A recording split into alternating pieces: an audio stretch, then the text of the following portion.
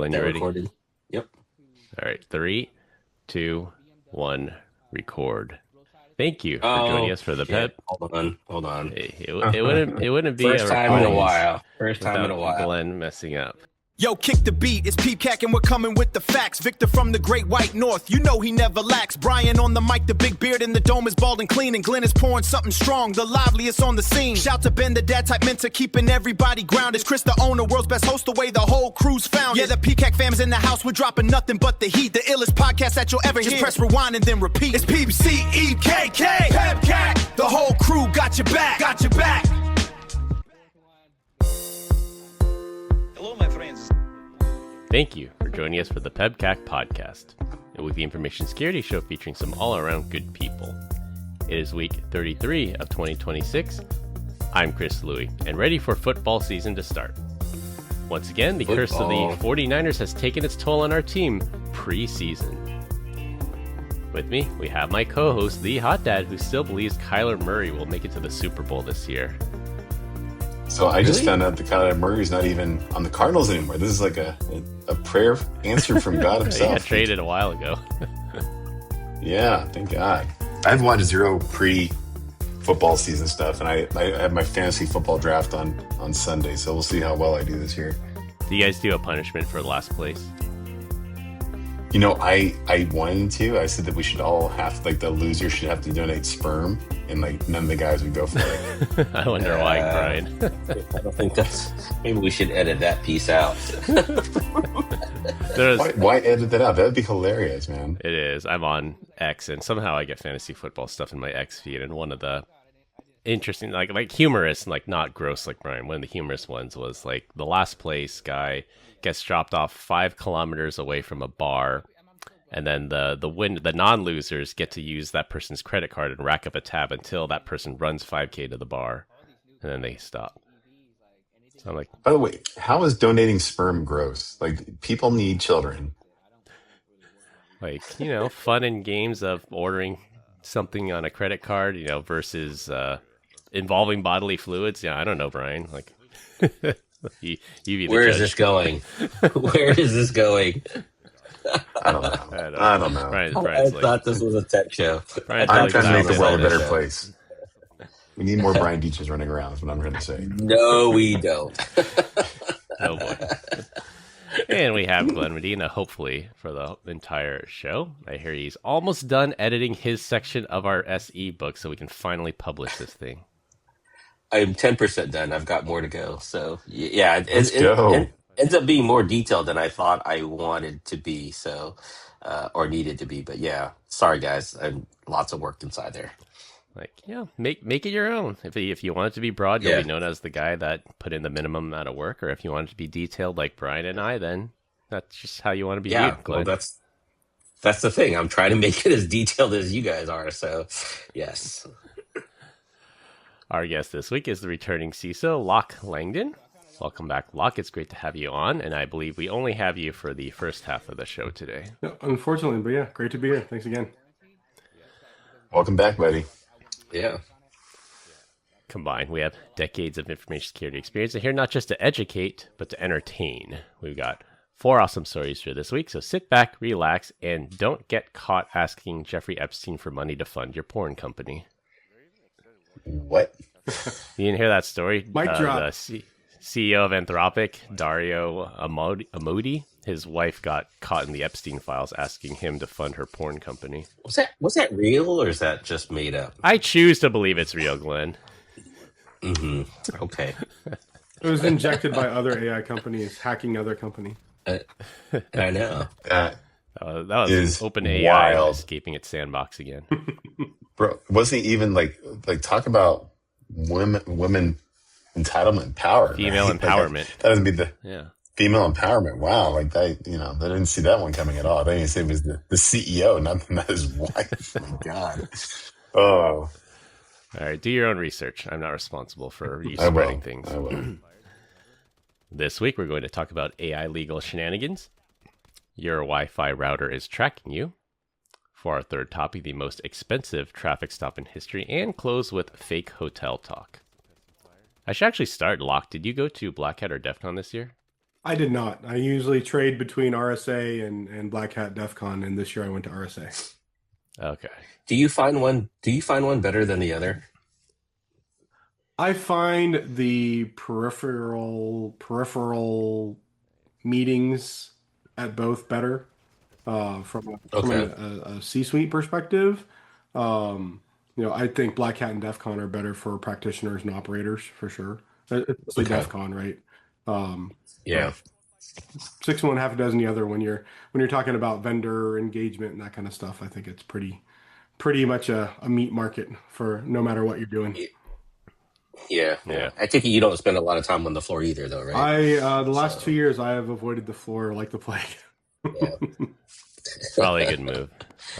You don't get the cool badge though. Like if you do try to go to DEF CON, you should always go in the even years because you get the cool badges. They're electronic every other year. Mm. All right, Chris is a sucker for swag, apparently. I am. What's the when I worked at Splunk, I learned that the official term was swag hag. Have you guys heard that one before? Yeah, that's Chris. No. Definitely Chris is a swag hag. Swag hag. I only buy. Look at your shells. I only collect stuff that's you cool. mean? There you go. You can see it. Yeah, Those you are can kind of cool. see it, the light up pattern. They do a great one at Cactus Con every year too here in Arizona. Oh yeah, you can go to those too. I've been trying to get that one published. Yeah. Little does Chris know that device is now tracking him in his house by some government agency. Yeah. Start tangent. He's following me. Yeah. All right. For our first topic, this is our boneheaded story of the week. A guy in Connecticut tried to prompt inject a judge. So this guy did not use a lawyer. He's representing himself. I think it's called pro se, which means no lawyer would take his case. So he's representing himself.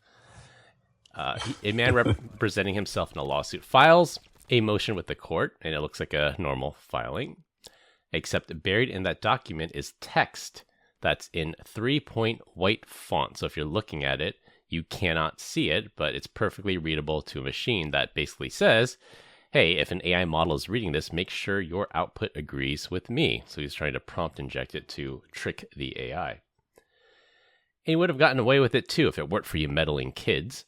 Some human being working at the courthouse looked at the pleading and thought, that's a lot of white space compared to everything else this guy's filed.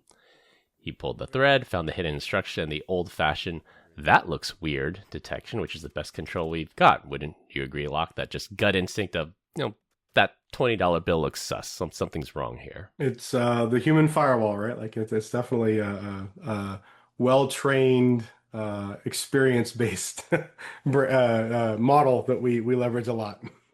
Yep. Is that well trained, or is that just really just luck? I mean, some people are better at it than others, I would think. Yeah. I guess, yeah. Yeah, I would agree. So this guy's defense, according to 404 Media, it was an audit. He was auditing the court's AI systems. Now, the judge did not agree or find it funny. The case is proceeding, but this guy loses e-filing privileges, so he's on paper now, printed hard copies like we're back to 1998. Funny enough, 404 Media fed the motion to ChatGPT as a test, and it actually ruled against him anyway and flagged the injection while it was at it.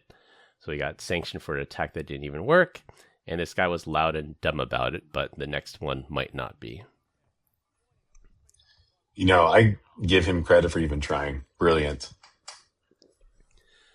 Why do we even need to have lawyers? Just let the generative AI fight each other. Was that like prompt injection, like it's 1980, right? That's kind of old news. It's like with a new twist, right? Because if this thing gets fed into an AI, this guy's trying to influence the AI. Maybe aren't you trying to influence AI anyway, or influence the court? My argument is better than yours, right? What's the difference here? Well, no harm, no foul. This guy's explicit. a saint. It says it doesn't matter what I say, I win. Yeah. It's just the new V1 of the Anthropic watermarking that they keep saying they're going to do. It's just going to be white text.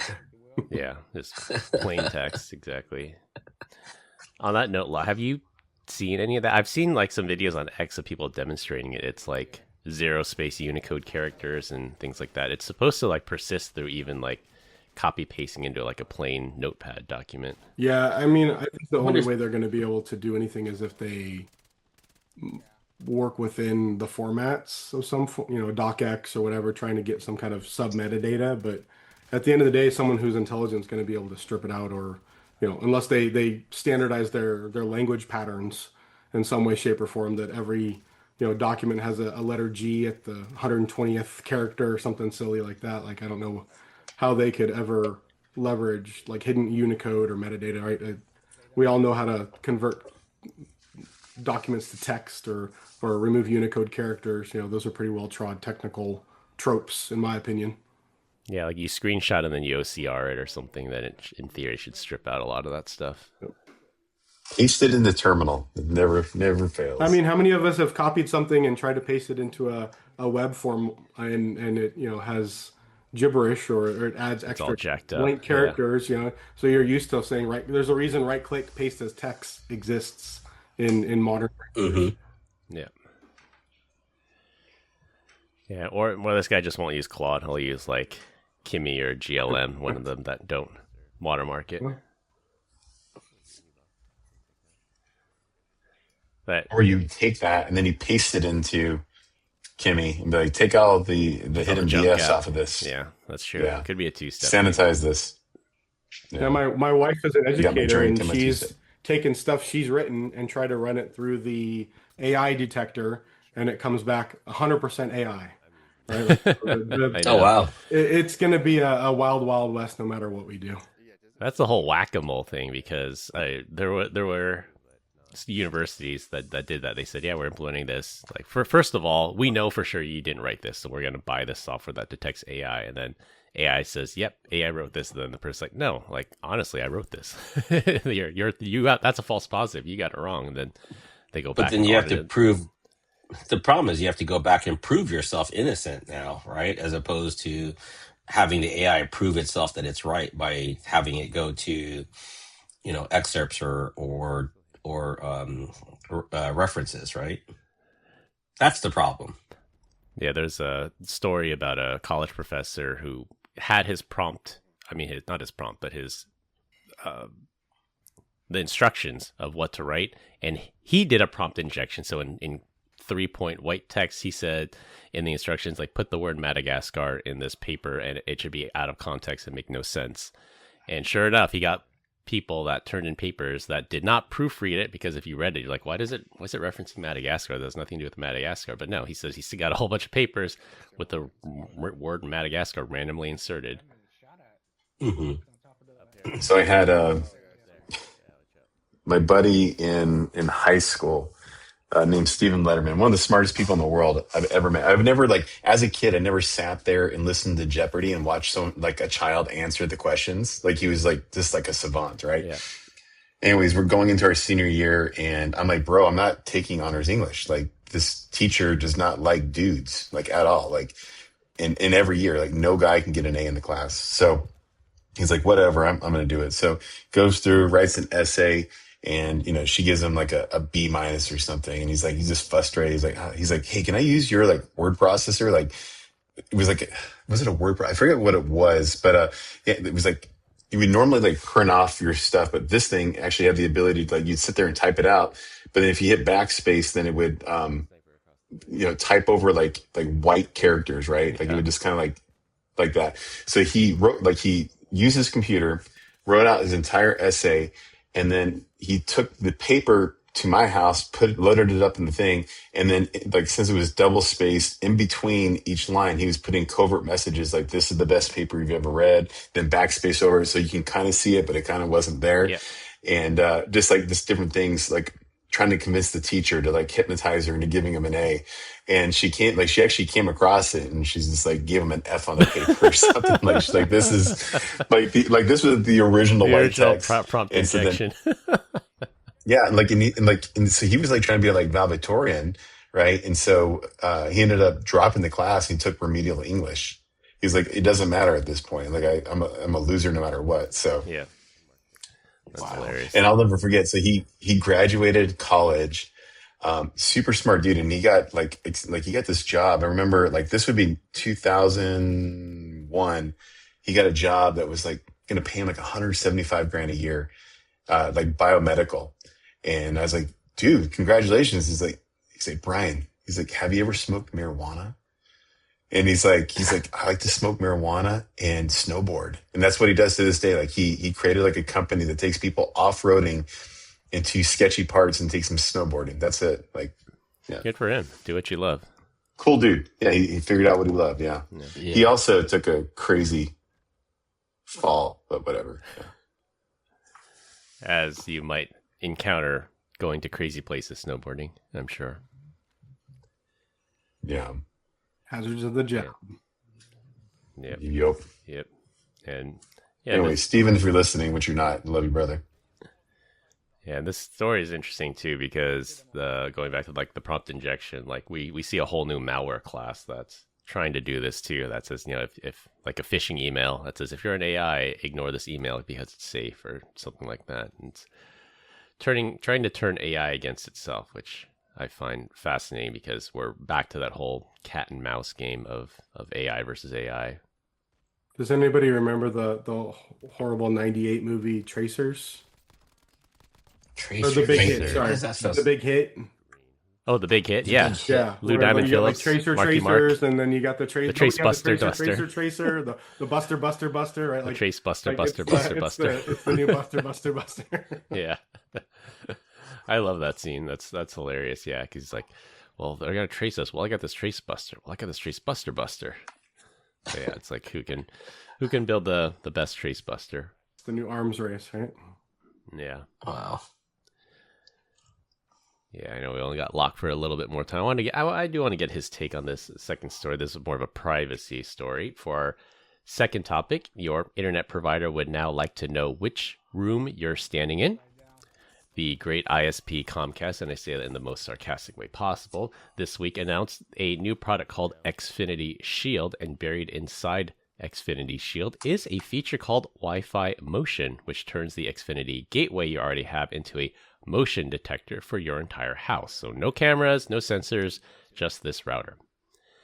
And here's how it works. You pick a few stationary devices around the house. So it could be a smart speaker, a thermostat, a Wi-Fi enabled toaster, and the gateway monitors the radio signals bouncing between itself and those devices.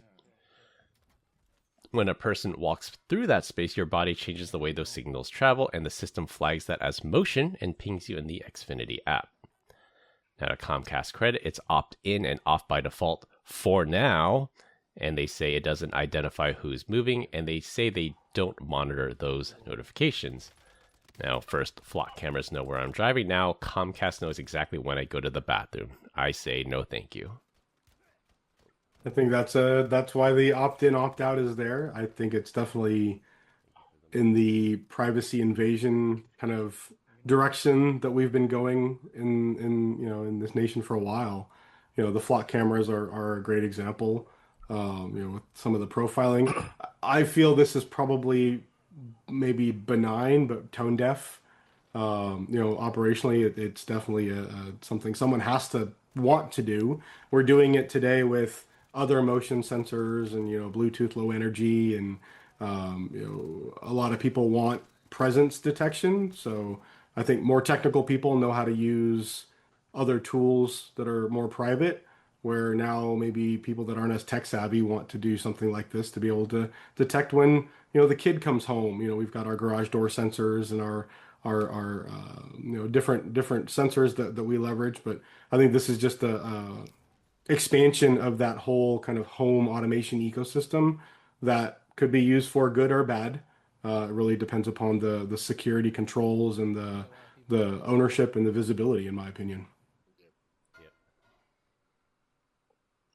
I think dystopian wise, because we've done stories before where it's like you can get a free TV, but it's ad supported, and I could see this being like for Comcast that says, okay, well, you can subscribe to let's call it PEBCAK, their streaming service, but you have to watch the ads, and then they use this Xfinity room sensing technology to say, hey, you're not in the room, I'm going to pause the ad until you come back into the room. Like, I definitely lean towards your perspective, Chris, of like, this is not a good idea, right? Like, at the end of the day, this is more metadata being stored on a corporation's servers, even though they say they don't use it, they don't touch it for now, or what happens in the event of a data breach, right? Like, there's a lot of potential here that could cause some serious harm to users.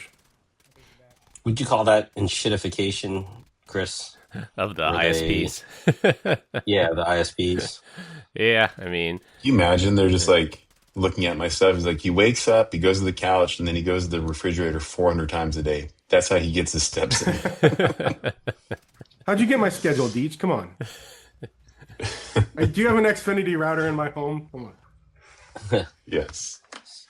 yeah. But I thought this is actually old, right? This is people's been doing. I guess some other companies have been doing this for quite a while now. Yeah, so I would say that's correct. I think Xfinity filed the patent in 2023 or 2024, but this as an idea has been around forever. Like at DEF CON this year in the packet hacking village, they had this. They had Wi-Fi routers, and you could see on the screen, like, it was showing you in real time the signals, and based off the signals, they knew like how many people were in the room, where the people were, like where the desks were, and things like that. Like they only use Wi-Fi signals. They were able to map out the entire space, which was crazy to me. Yeah, that's kind of like the echolocation type thing that they're doing, right? So Yeah. And then, like Locke said, if there's a data breach and someone gets this data, like they could easily figure out like what time is this person at home, what time does this person leave for work, what they typically do on a Saturday. Like they can get that kind of data, which I don't think is a good idea to store on a corporate server somewhere. Yep. And then or go ahead, Locke. I was gonna say then No. it's a simple leap to take your Bluetooth or your Wi-Fi from your phone and correlate that to the individual, right? Like that's where you kind of can take that leap very easily at that point. Oh yeah. Or try to think of the good out of this, right? There's a guy, he's barred himself into a home. SWAT team needs to come analyze what's in the home, and so they use the Wi-Fi signal. It's a little deep, but Yeah, like where the people are there hostages there or not. hostages. You just put Life Alert out of business, man. Come on. I've fallen and I can't get up. Yeah. Well, we'll see where this thing goes. I mean, I personally will not be using it, and I could see how somebody might want it, which is why you can opt into it. Do you prevent your mobile device from tracking you too, Chris, when you go out? Because your AT&T and Verizon and T-Mobile are collecting all that for you, right? Like that's true. Or read the Snowden papers, right? Like there's yeah. This has been happening for a long time. It's I think to your point, it's just becoming more and more narrowly focused. Yeah, even like the SDKs, the apps that we have. I think we had Sam Curry on the show one time, and he says, yeah, just look at your phone. I probably have like 200-300 apps on my phone, and I use like maybe 20 of them. And like, what are those dormant apps doing? Do they have SDKs that send my location data somewhere? Maybe. I was listening to the All In podcast, and they had the flawed CEO. Two things that were astounding. Number one, their churn is like less than 1%, which is insane. And then two, they're rolling out drones. But with all of that said, Locke, I know you need to drop. You want to give us your dad joke before you bounce out of here, buddy? Here, I'll go. My boss told me to have a good day today, so I left. Nice. Thanks, everybody. Appreciate it. All right. Thanks a lot. Later, man. Thanks a lot.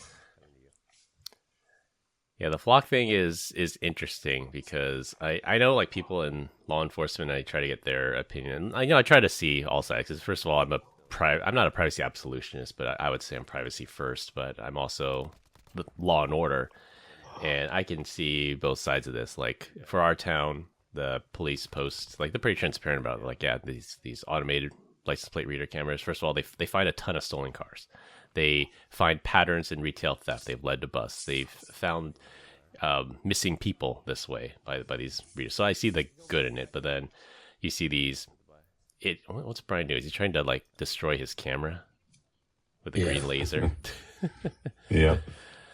And then you see these idiots that use the flock system to like stalk people. I'm like, okay, well, I see this as being dual use. I see it as a legitimate law enforcement tool that's prone to abuse. And then I didn't listen to that particular all-in interview, Brian, but I think there's the error side of that, right? Like the AI is actually wrong. They're using the other side of this is like the cops have the wrong information, even though the database says it's correct, right?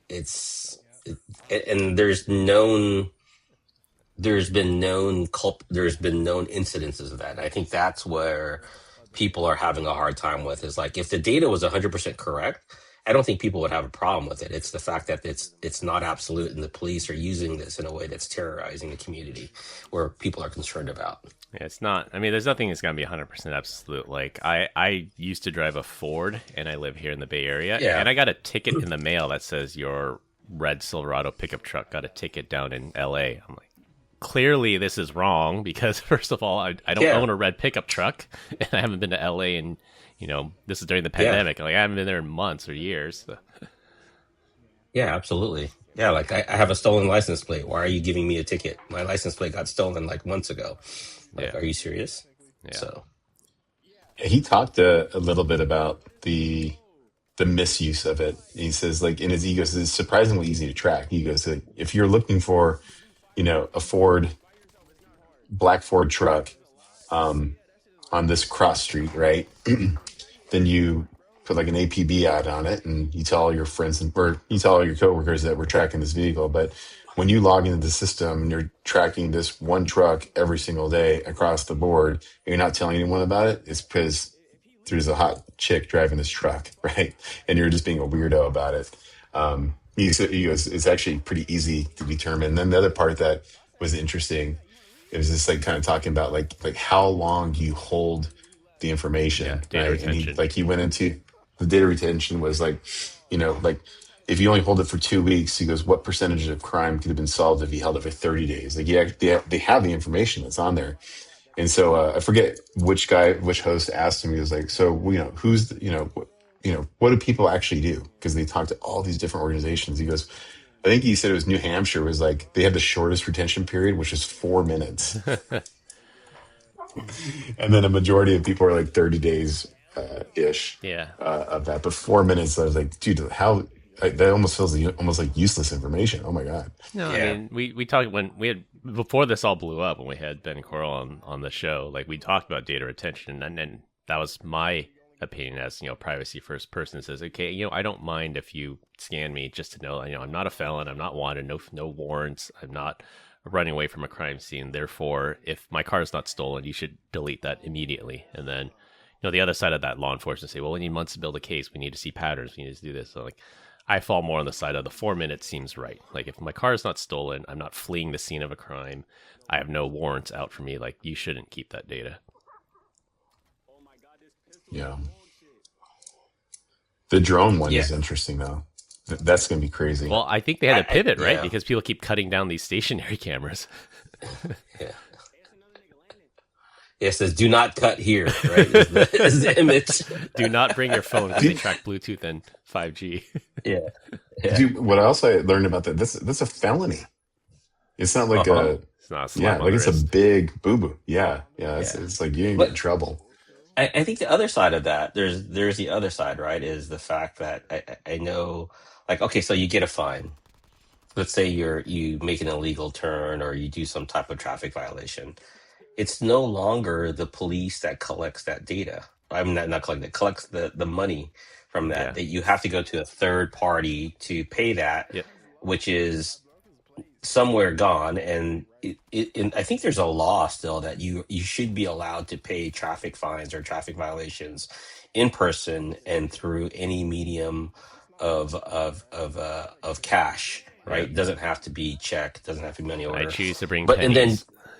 And then you get forced, if that's the case, you also, if you use a credit card, you get forced a fee to pay that, which is absurd, right? Like, so you make it a situation where some third party company is charging me, not the government, and then I have to pay a fee in order to pay that, and I'm not able to pay that fee in person because they have no record of that violation in their system because it's still on a third party system.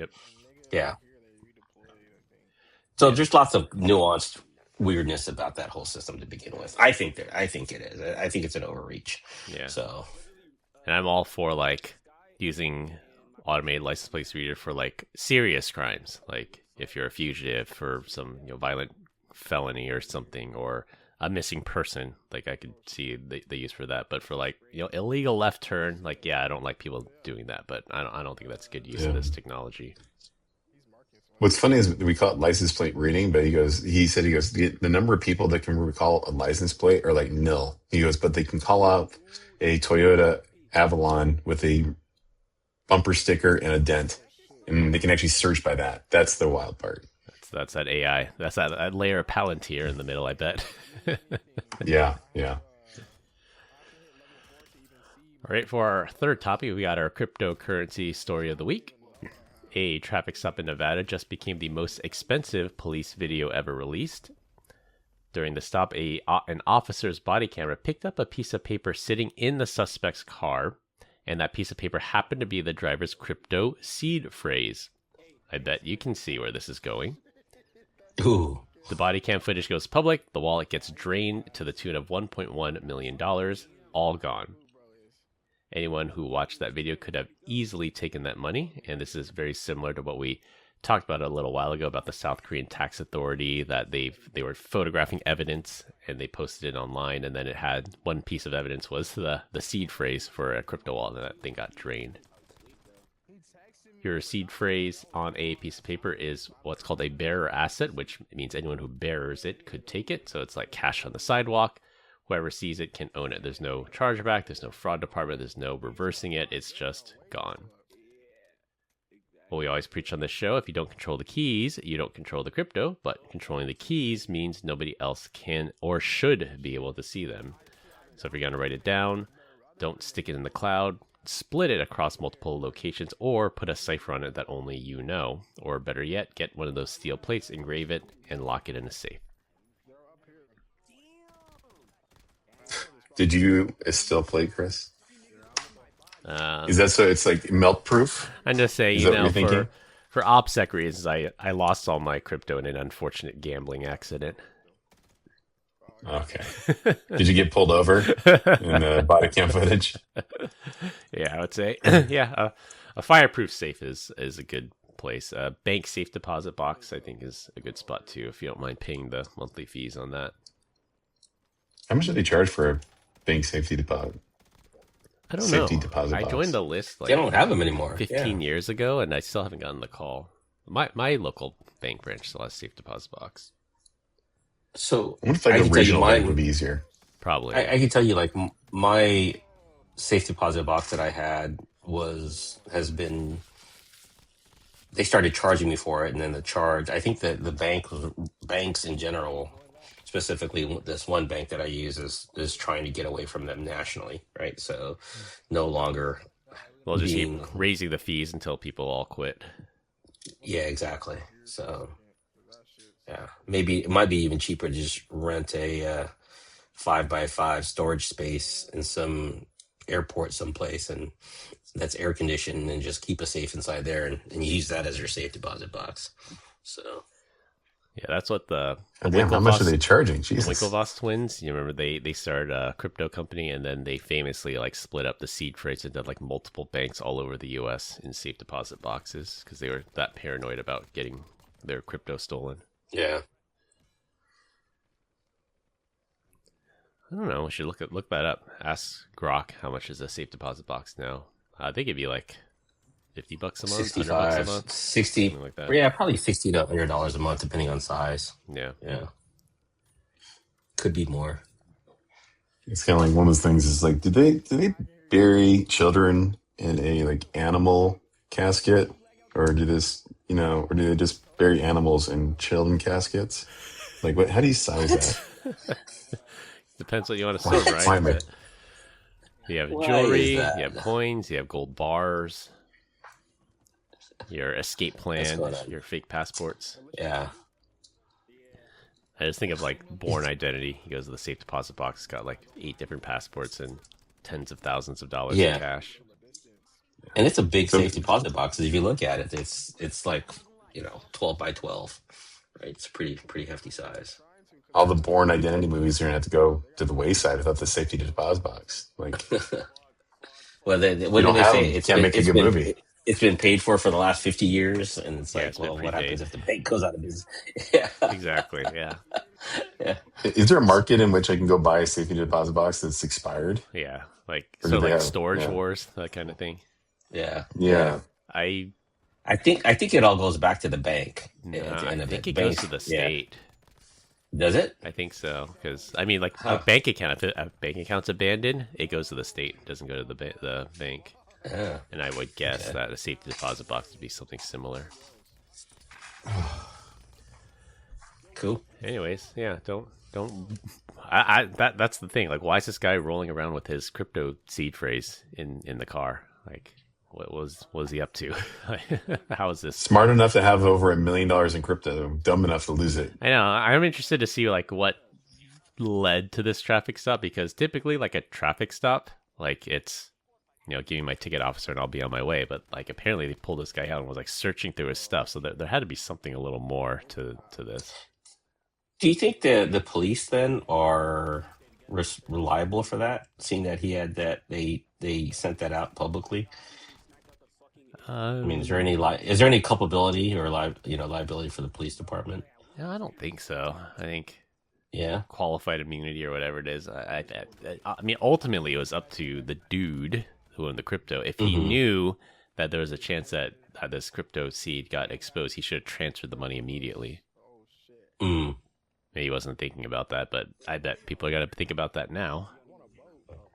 I'm sure he'll sue the department, and I don't know if they'll settle or if he'll just flat out lose, but he can certainly try. Yeah.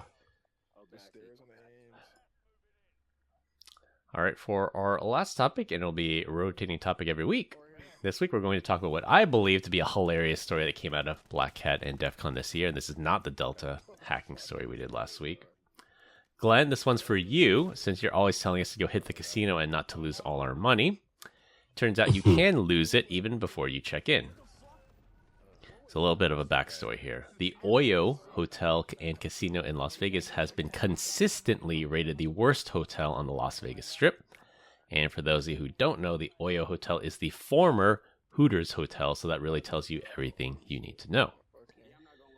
Now, instead of fixing the hotel, they fixed the listing for the hotel. On Expedia and Booking.com and a few other major booking platforms, the same property started showing up under names like Palette Las Vegas and Collection O Las Vegas. New name, new branding, similar address. They actually put the address to be right next door to this Oyo Hotel, so people doing a reverse search wouldn't know that this was actually the Oyo Hotel. The photos were AI doctored or straight up AI generated, with a clean lobby, modern rooms, a property that just does not exist in the physical world. People did exactly what you're supposed to do. They read the reviews, saw the Oyo horror stories, and booked somewhere else. They pull up to the curb and find out that somewhere else is the exact same place. Travel creators eventually started matching the addresses and posting the side-by-side photos, and once that got traction, Expedia Group suspended the listings pending in investigations. Very sneaky here. You're gonna laugh. Go ahead. I say there's some really crappy hotels. They beat out It beat out Motel The 6. real? they beat out some real gyms that are like, there's a Motel 6 on the strip. Like to be even that sketchier, oh my goodness. That's funny. I'm looking at their hotel online, and it looks AI generated images. Like, if you think those are great pictures or images, it's like, I think that's AI generated. There's no way that you get that view from that room, along with the lines of, like, you look at the pool scenes, like, you could tell those are AI generated because the shadows don't line up correctly. So, too funny. There's a Hooters picture on there of the chicken wings. Yeah, you saw that. It's funny, like if you click in the X post that I posted from Jack Resider, and then he posts this. He posts a side by side. So look at the Palette Hotel, and you can see the let's just call it the clientele that's checking in, and then you slide over to what the actual Oyo Hotel is, and then you can see the clientele there. Like they definitely changed the type of guests that were checking in the AI generated version of this. Oh wow.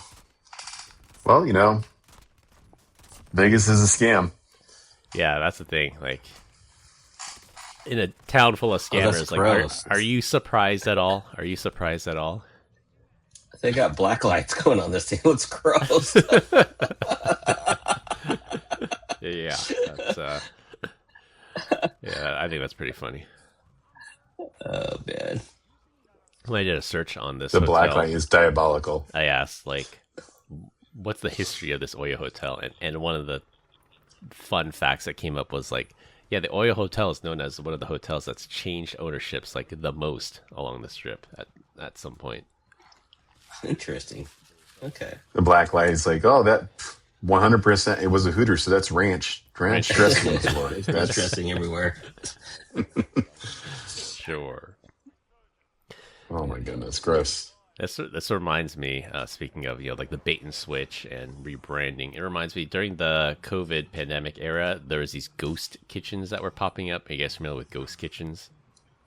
Yeah, Mr. Beast Burger. Mm-hmm. Mr. Beast Burger, exactly, yeah. So a ghost kitchen is where a different restaurant, or they have a delivery-only restaurant that's given a different name. And, like, for me, there's this is a Chili's, like, a mile down the road, and they rebranded themselves, like, hot and spicy wings or something. They're like, I've never heard of this restaurant. And then you do a search on you set the DoorDash app to pick up, you search the address, and like, oh, this is Chili's. And then it's just they called it something else. They just they literally like repackaged everything before delivery. Is that what they were doing? Yeah. They just charged you more? Yeah, Oh, wow. and it's done out of the same kitchen. Why did I think of that? That's ingenious. Yeah, it's basically the same food. You're getting Chili's wings, but they call it something else. They call it, like, hot and fresh wings or something.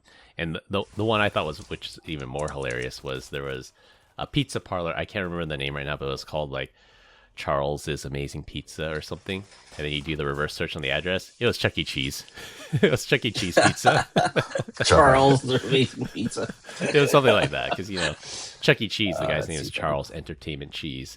So they called it, like, Charles's Pizzeria or something like that. That's funny. But it's like a total. So speaking of, go ahead.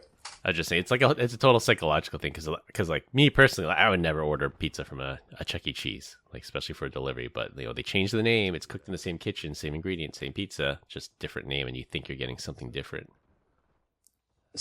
Different owners or same owners? Same owners. They just call it something different. Same owners.